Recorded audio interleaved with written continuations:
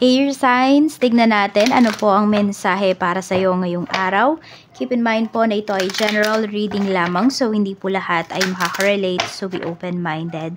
Sa mga hindi pa po nakasubscribe dito sa ating channel, please subscribe na po kayo and pa-like na din po ng ating video. At sa mga nais pong mag-avail ng ating private readings, ng ating Evil Eye Amulet, ng ating Tears Bracelet, makikita nyo po yung link sa description box. Tarot Intentions by Aliana Reyes. Okay?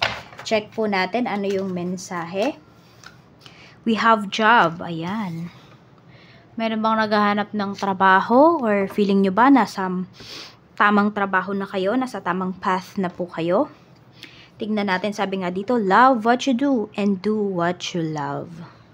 Yan, kung kayo naman ay magbi-business, yung passion nyo po talaga. Mas importante yun kasi yung longevity, pwedeng ma-sustain nyo yun. O yung, you know, oo.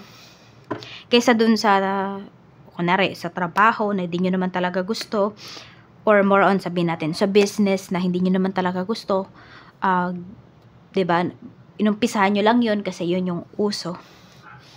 Pero masusustain nyo kaya yan ng pangmatagalan. Tingnan natin ano pa yung mensahe, Spirit Guide. We have Ace of Wands. Ayan, air signs. Kung meron ka daw gustong applyan mo na.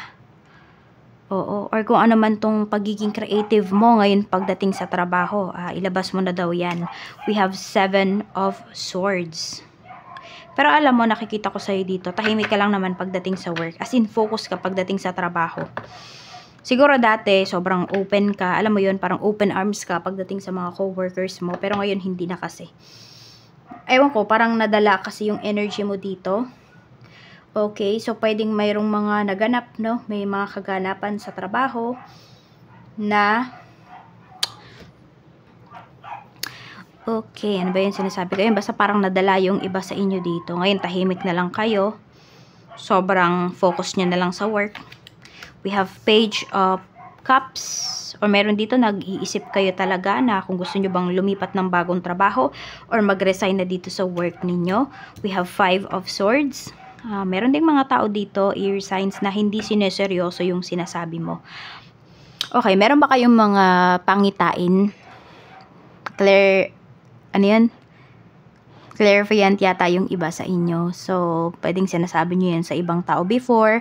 Pero ngayon hindi na. Tahimik na rin kayo dito. Tsaka wag kayo basta-basta magsasabi talaga ng mga pangitain po ninyo or mga nakikita ninyo, ng mga visions ninyo towards other people. Kasi hindi po lahat talaga ay maiintindihan kayo. Yan. Kaya minsan parang mas okay din talaga manahimik na lang. Oo. Lalo na kung sinasabi mo yan dun sa mga tao na hindi naman open-minded. O, okay lang maging madaldal ka dun sa mga tao na naiintindihan ka. Pero dun sa mga tao na hindi ay kailangan na lang talaga nating manahimik. We have the Emperor. Okay. Tingnan natin. Or meron bang nagagalit dito ngayon? Kasi feeling niya talaga hindi siya pinaniniwalaan, hindi siya binibigyan ng importansya. Tingnan natin ano pa yung mensahe para sa'yo. We have 6 of Cups. Pwedeng may mga friends ka dito ngayon na magme-message sa'yo. Tingnan natin ano pa yung mensahe. We have 6 of Pentacles. Meron bang may utang sa'yo dito? Ayan, mukhang magbabayad na. Mukhang meron din dito makikipag-ayos sa'yo. We have Strength. Ayan, mukhang may magbabayad na nga. Ewan ko, may nahihiya yata sa'yo dito. Air signs. Tingnan natin ano pa yung mensahe. We have the Moon. Meron tayo ditong 8 of Pentacles. So, tingnan mo, very focused talaga kayo pagdating sa work.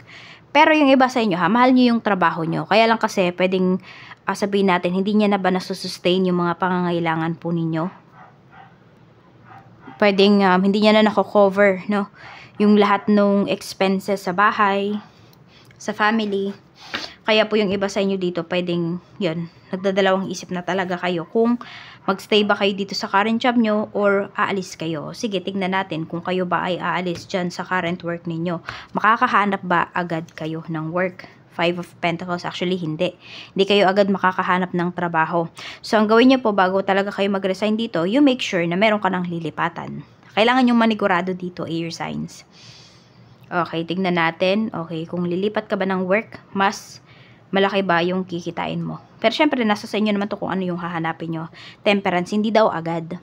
Ibig sabihin, parang pataas, no? So, ano siya, hindi siya agad na nasa top ka agad kayo.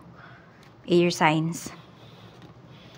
Parang back to zero yung iba sa inyo, ganun, kapag lilipat kayo ng work. So, nasa sa inyo na yan kung magstay ba kayo dito or maghahanap lang muna kayo ng, or magstay ba kayo or magre-resign kayo? Or stay kayo pero maghahanap kayo ng, or magdadagdag kayo ng sidelines or ng side hustles po ninyo para makover ninyo yung ibang expenses sa bahay at sa family. Tignan pa natin ano pa yung mensahe. We have the High Priestess. Meron tayo ditong Four of Wands. Meron naman dito parang ayaw naman kayong pakawalan. We have Two of Swords. Pero nagdadalawang isip talaga kayo eh.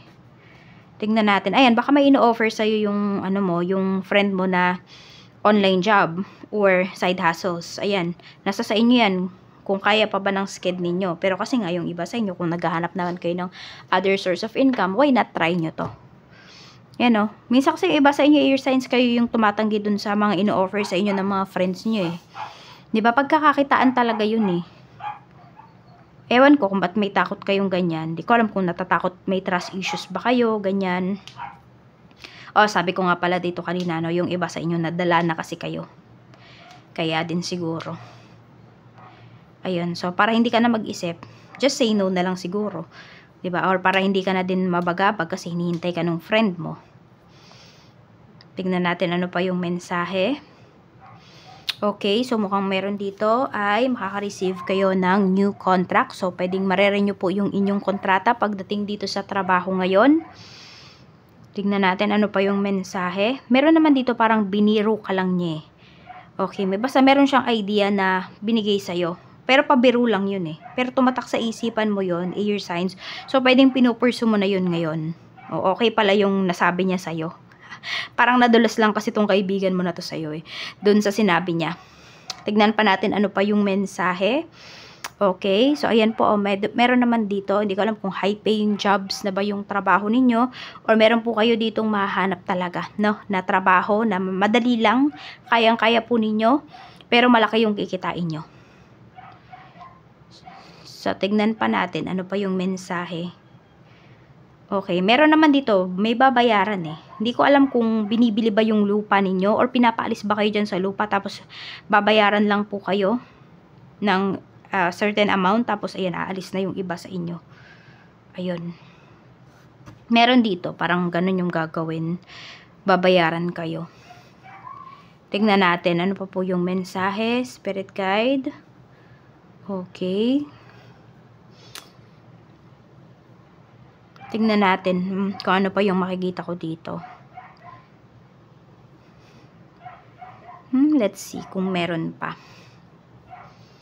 Yan, meron naman dito sobrang ano. Hindi ko alam kung nagre-review ba yung iba sa inyo.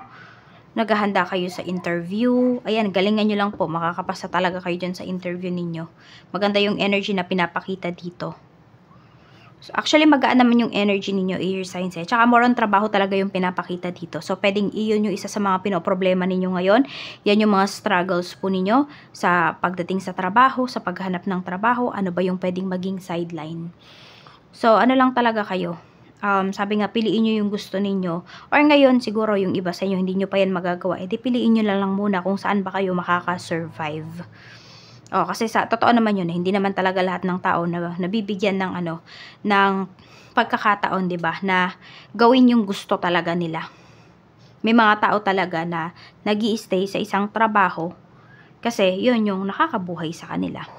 'Di ba? Kahit hindi yun yung gusto nila, nagtitiis sila. So, pwedeng marami sa inyo, air signs, ganun. Pero, yun lang. 'Di ba? Mahalin nyo pa rin kahit ano man yung pinagtitiisan ninyo. Kasi dyan kayo kumukuha ngayon ng, ayan, pang tutustos sa pang araw-araw po ninyo. So, mahalin nyo pa rin. Diba? Malayin nyo, nandyan din talaga yung blessings ninyo. Hindi pa lang talaga binibigay. So, ayan lang po, air signs. Maraming salamat. Ingat po kayo always.